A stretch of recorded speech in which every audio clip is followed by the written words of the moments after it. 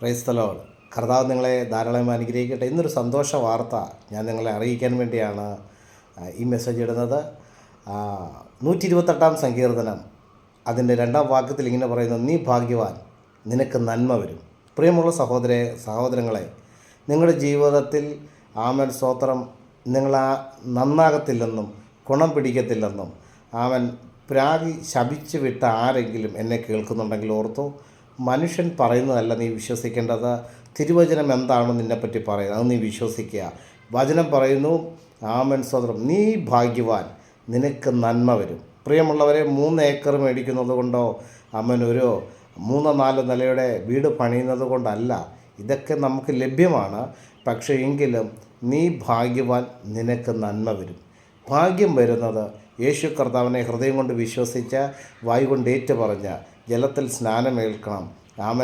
യേശുവിനെ ഹൃദയം കൊണ്ട് വിശ്വസിക്കുന്നത് മുഖാന്തരമാണ് നമുക്ക് സകല സൗഭാഗ്യങ്ങളും, എന്തിനേറെ പറയുന്നു, നിത്യത വരെ സ്തോത്രം കൊണ്ടെത്തിക്കുന്ന ഒരു ഉപാധിയാണ് യേശുവിൻ്റെ സ്നേഹം. യേശു ആമൻ. അതുകൊണ്ട് ഇന്ന് പകലിൽ ഞാൻ നിങ്ങളോട് സന്തോഷത്തോടെ പറയാം, പങ്കുവെക്കാം. ഈ 128 സങ്കീർത്തനം 2 വാക്യത്തിൽ സ്തോത്രം പറഞ്ഞിരിക്കുന്നത് എന്നെയും നിങ്ങളെയും പറ്റിയാണ്. പ്രിയ സഹോദര, ഇത് നിങ്ങൾ മറന്നു പോകരുത്. നിങ്ങൾ തകർന്നു പോകത്തില്ല. വചനം പറയുന്നു, നിങ്ങൾ ഉയർച്ച തന്നെ പ്രാപിക്കും. ഇനി തകർന്നു പോയി, ഇനി ജീവിതത്തിൽ പ്രിയ സഹോദര നിരാശപ്പെടരുത്, സഹോദരി നിരാശപ്പെടല്.